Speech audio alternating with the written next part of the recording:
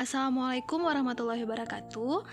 Kali ini kita akan membahas bagian kedua dari mata kuliah analisa laporan keuangan mengenai laporan posisi keuangan, tetapi yang kita bahas yaitu dari sisi aktiva.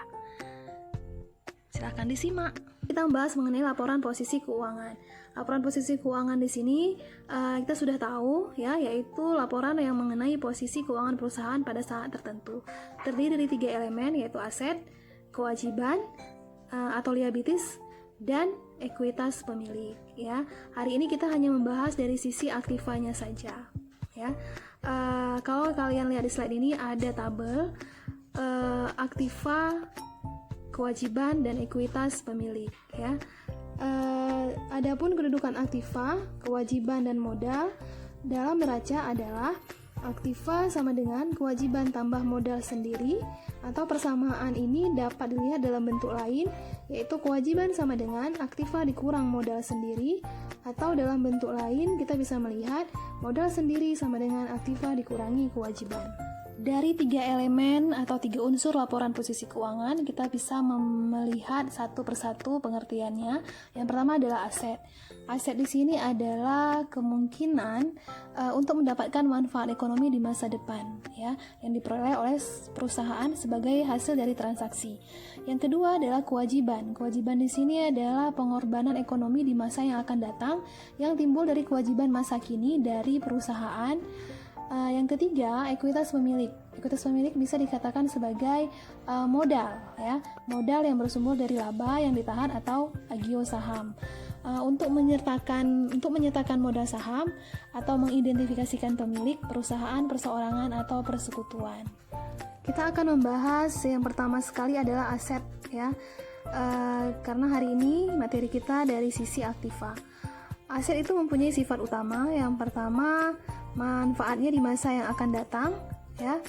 Kemudian di sini untuk menyumbang aliran kas masuk di masa yang akan datang, baik langsung maupun tidak langsung. Sifat yang kedua, suatu perusahaan dapat memperoleh manfaatnya dengan mengawasi aset tertentu, ya. Jadi kalau tidak diawasi, mungkin di masa mendatang asetnya tidak dapat digunakan kembali, ya. Sifat yang ketiga adalah transaksi yang menyebabkan timbulnya hak perusahaan untuk memperoleh dan mengawasi manfaat tersebut. Kemudian kita lihat aset lancar. Apa itu aset lancar? Yaitu aset yang sifatnya liquid seperti uang kas atau aset-aset lain yang sumbernya itu diharapkan akan dapat direalisasikan menjadi uang kas atau dijual untuk dapat dikonsumsi selama siklus usaha perusahaan yang normal. Yang termasuk kategori aset lancar itu seperti kas atau setara dengan kas seperti cek, wesel. Yang kedua, surat berharga maupun yang sifatnya investasi jangka pendek ataupun jangka panjang, ya, seperti saham dan obligasi. Kemudian piutang dagang dan piutang wesel, piutang pegawai dan piutang anak perusahaan yang pencairannya 1 tahun atau kurang. Kemudian piutang angsuran yang akan dilunasi dalam waktu 1 tahun, dan yang selanjutnya persediaan barang dagangan, kemudian bahan baku dan barang dalam proses termasuk barang jadi. Kemudian yang terakhir adalah biaya-biaya yang dibayar di muka. Kita akan membahas unsur aset lancar yang pertama, yaitu kas, ya. Di sini dalam neraca kas diletakkan paling atas, ya. Ini kenapa paling atas? Karena kas adalah yang paling liquid di antara barang lainnya. Dalam arti, jika perusahaan sedang membutuhkan uang, maka dapat langsung diambil dari kas. Ya, jadi kas ini sangat penting bagi perusahaan, ya. Seberapa pentingkah? Yang pertama, sebagai kekayaan dan status, ya. Bagaimana maksudnya sebagai kekayaan dan status? Jadi perusahaan yang memiliki jumlah uang yang banyak akan menggambarkan kemakmuran dari sisi finansial yang lebih tinggi di mata publik, ya. Jadi contohnya misalnya harga sahamnya tinggi, berarti menggambarkan bagaimana nilai perusahaan tersebut, bagaimana labanya, ya, laba perusahaan tersebut. Kemudian yang kedua, sebagai alat pengumpul kekayaan. Maksudnya di sini, uang saat ini dapat dipakai untuk membeli berbagai kebutuhan ataupun berbagai keperluan, baik itu dalam bentuk barang maupun jasa, seperti membeli rumah, tanah, mobil, ya, yang sifatnya aktiva tetap. Yang ketiga, sebagai media untuk menyelesaikan permasalahan. Contohnya, membayar utang atau membayar tambahan dari gaji lembur dari pegawai. Ya, itu dia ya. Kemudian yang keempat, manfaatnya itu sebagai barang, ya. Sebagai barang di sini, kas itu bisa dirubah menjadi aktiva lancar, ya. Contoh, apakah membeli mesin, ya, atau membeli persediaan, ya, barang mentah yang akan digunakan untuk barang jadi. Dua, yang termasuk dalam aset lancar adalah surat berharga. Surat berharga di sini yaitu obligasi dan saham. Yang kita ketahui, obligasi itu adalah merupakan surat berharga yang dijual kepada publik atau kategori surat utang. Sedangkan saham di sini adalah tanda bukti penyertaan kepemilikan modal pada suatu perusahaan. Saham di sini yang dimaksud adalah saham yang berasal dari perusahaan lain yang dibeli oleh pihak manajemen perusahaan lain, dan selanjutnya sewaktu-waktu bisa dijual kembali jika membutuhkan dana. Ada beberapa manfaat saham. Yang pertama sekali adalah memperoleh dividen sebagai bentuk keuntungan. Ya, di sini biasanya dividen itu dibayar dalam bentuk kas, tapi bisa juga perusahaan memutuskan untuk memberikan dividen dalam bentuk kekayaan lainnya. Ya, seperti pembayaran dividen dengan biasanya akan diikuti dengan pencatatan pengurangan laba yang ditahan. Yang kedua, memperoleh capital gain, yaitu keuntungan pada saat saham yang dimiliki tersebut dijual kembali pada harga yang lebih mahal, ya. Jika kita membeli saham harga murah, lalu tiba-tiba harga sahamnya naik, kita jual, itu namanya kita mendapatkan capital gain. Yang ketiga, memiliki hak suara bagi pemegang saham jenis common stock atau saham biasa. Yang ketiga, yang termasuk dalam aset lancar adalah emas. Emas ini bisa kita katakan setara dengan kas. Kenapa? Karena emas ini sifatnya juga liquid, ya. Emas ini bisa langsung dijadikan kas, ya, jika perusahaan membutuhkan dana kas, ya. Kenapa? Ya karena nilai emas di pasaran selalu terjadi kenaikan setiap tahunnya. Ya, karena itu perusahaan menempatkan emas sebagai salah satu aset lancar yang dianggap memiliki sisi profitable di masa yang akan datang. Jadi secara umum emas ini terdiri dari 3 kategori. Yang pertama adalah emas batangan, yang kedua adalah emas koin, ya, dan yang ketiga adalah emas perhiasan. Emas batangan merupakan emas yang paling tinggi nilainya, ya. Kenapa dibandingkan emas koin dan emas perhiasan? Mengapa begitu? Karena emas batangan dianggap masih murni dan belum mengalami proses pembentukan. Sementara yang kedua adalah emas koin. Emas koin di sini pernah dijadikan sebagai alat transaksi perdagangan, ya, untuk beberapa negara. Kemudian yang ketiga, ya, adalah emas perhiasan. Emas perhiasan di sini dianggap emas yang paling nilainya paling rendah dari kedua emas tersebut, ya, dari emas batangan dan emas koin. Kenapa, ya? Karena dengan alasan emas perhiasan sudah mengalami pembuatan dan telah menghilangkan berbagai sisi kemurnian emas tersebut, ya. Tapi nomor 1, 2, 3 itu sifatnya liquid, ya. Tapi yang paling tinggi nilainya itu adalah emas batangan dibandingkan emas koin dan emas perhiasan. Yang keempat yang termasuk dalam aset lancar adalah piutang. Piutang di sini merupakan bentuk penjualan yang dilakukan oleh suatu perusahaan di mana pembayarannya tidak dilakukan secara tunai, ya. Tetapi sifatnya pembayaran bertahap, ya.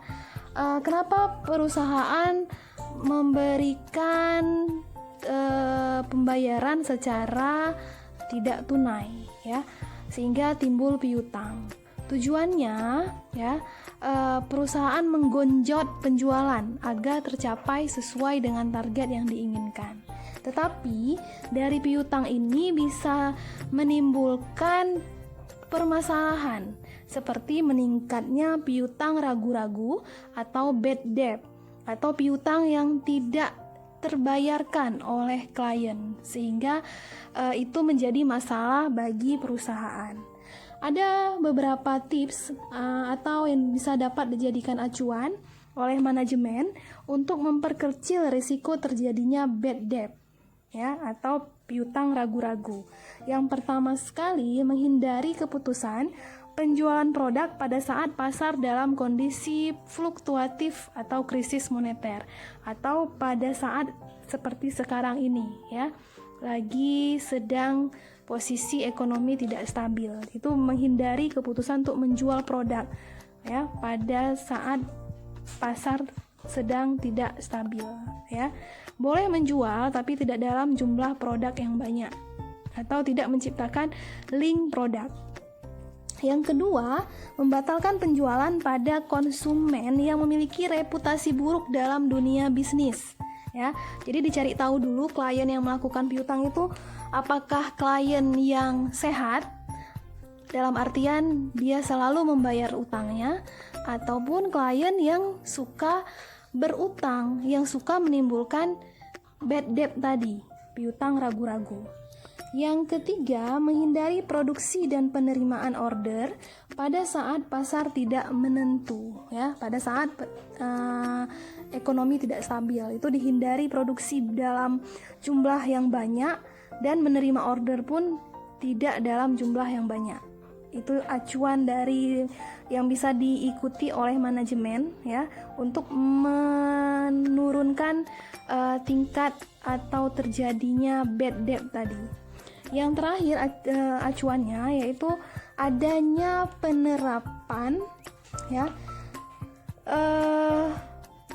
prinsip kehati-hatian pada saat persaingan bisnis, ya, tinggi dan inovasi produk lambat dari perusahaan. Jadi persaingan antara beberapa perusahaan yang menciptakan produk sejenis, ya, contoh perusahaan dalam kategori pasar persaingan sempurna itu lagi meninggi persaingannya, tetapi perusahaan kita tidak memiliki inovasinya prosesnya lambat, ya, karena yang terpenting dalam suatu perusahaan adalah inovasi. Kenapa? Karena konsumen akan merasa bosan dengan jenis rasa produk kita, dengan tampilan produk perusahaan, sehingga perusahaan membutuhkan inovasi. Yang terakhir yaitu adanya ukuran penerapan persentase yang layak untuk besaran piutang. Contoh ditetapkan boleh memberikan utang itu hanya dalam kategori 30-40% dari total penjualan, atau memperbesar menjadi 45% pada kondisi ekonomi yang membaik. Yang terakhir yang termasuk dalam aset lancar adalah persediaan, ya. Jadi persediaan ini agar dapat terlaksana secara baik dan stabil, maka perusahaan membutuhkan konsep penerapan manajemen persediaan, ya, di mana manajemen persediaan yaitu kemampuan perusahaan untuk mengatur dan mengelola setiap kebutuhan yang diperlukan pada saat operasional, baik barang mentah, barang setengah jadi, dan barang jadi, agar selalu tersedia dalam kondisi pasar yang stabil. Jadi istilahnya ada stok, ya, ada stok di gudang.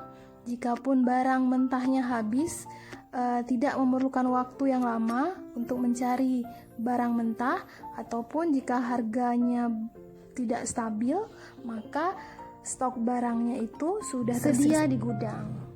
Ada yang perlu diingat oleh pihak manajer perusahaan agar setiap persediaan, ya, di situ selalu dalam keadaan stabil, ya. Bagaimana tipsnya yang harus dilakukan oleh pihak manajer perusahaan? Yaitu pihak manajemen harus melakukan ketersediaan biaya atau membutuhkan ketersediaan biaya yang dinamakan dengan reserve cost, ya, sehingga dalam keadaan bagaimanapun biaya sudah tersedia dengan cukup, ya. Jika kondisi ini tidak terpenuhi, maka perusahaan akan mengalami masalah dalam aktivitas produksinya. Industri manufaktur merupakan salah satu industri yang mengandalkan dan telah menerapkan konsep inventory management atau manajemen persediaan, dalam mempertahankan neraca aktivitasnya secara stabil dan terkendali. Ya, kenapa begitu? Karena industri manufaktur, ya, ketersediaan biaya persediaan harus selalu diperhatikan, apalagi pada kondisi yang bersifat dan berpengaruh pada penyediaan pasokan bahan baku, ya, seperti gagal panen. Ini merupakan salah satu yang memberi pengaruh besar pada bisnis food and beverage, ya, ataupun contoh lainnya badai lautan, sehingga berpengaruh pada bisnis pengalengan ikan, sehingga diperlukan ketersediaan biaya persediaan atau reserve cost, ya. Jadi industri manufaktur harus menyediakan ketersediaan biaya yang cukup. Hal lain yang harus diterapkan oleh pihak manajemen adalah safety stock dan reorder point, ya, atau kemampuan perusahaan, ya, untuk menciptakan kondisi persediaan yang selalu aman atau penuh pengamanan dengan harapan perusahaan tidak akan pernah mengalami kekurangan persediaan. Sehingga di sini perusahaan itu aman, ya, dalam kondisi aman, tidak mengalami kekurangan persediaan. Kenapa? Karena sudah ada penerapan safety stock dan reorder point, ya. Jadi tersedia semua. Yang kedua, kita akan membahas aset tidak lancar atau dinamakan dengan istilah non-current asset atau bisa juga disebut dengan fixed asset atau aset tetap. Di sini merupakan aktiva perusahaan yang dianggap tidak lancar atau tidak bisa cepat untuk diuangkan jika perusahaan memerlukan dana, ya. Karena itu, bagi perusahaan yang paling penting adalah melakukan keputusan pembelian non-current asset berdasarkan nilai profitable di masa yang akan datang. Ada beberapa yang termasuk dari kategori aset tidak lancar, yaitu seperti surat utang, ya, obligasi, akuisisi saham perusahaan lain, properti, pabrik dan peralatan yang sifatnya tetap, kemudian aset tidak berwujud seperti franchise, hak cipta, waralaba dan lain-lainnya, goodwill, ya. Dan yang terakhir adalah aset tidak lancar lainnya seperti aset pajak penghasilan yang ditangguhkan. Di sini ada catatan penting yang berhubungan dengan aset tidak lancar, yaitu yang pertama, bagi seorang manajer keuangan dalam keputusan pembelian current asset dan non-current asset, bagian yang dilihat adalah pada tingkat perputaran turnover, ya, atau perputaran asetnya, ya. Semakin tinggi turnover, maka semakin tinggi tingkat perolehan keuntungan yang akan diperoleh, ya. Dan begitu pula sebaliknya.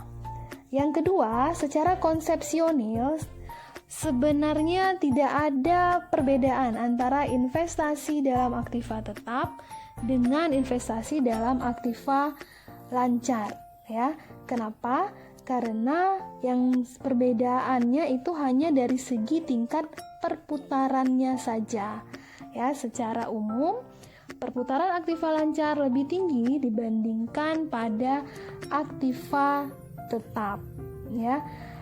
Karena aset pada aktiva lancar biasanya memiliki tingkat perputaran di bawah 1 tahun, sedangkan aktiva tetap itu punya adanya penyusutan atau penurunan nilai pada aktiva tetap seperti tanah, ya.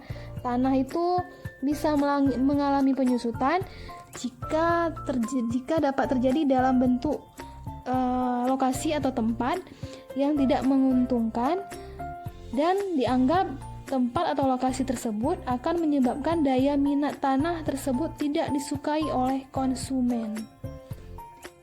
Ya, sekian dulu pembahasan kita untuk materi aset tidak lancar, aset lancar dan tidak lancar. Sekarang waktunya kalian mengerjakan latihan yang telah ada di slide berikut, ya. Selamat bekerja.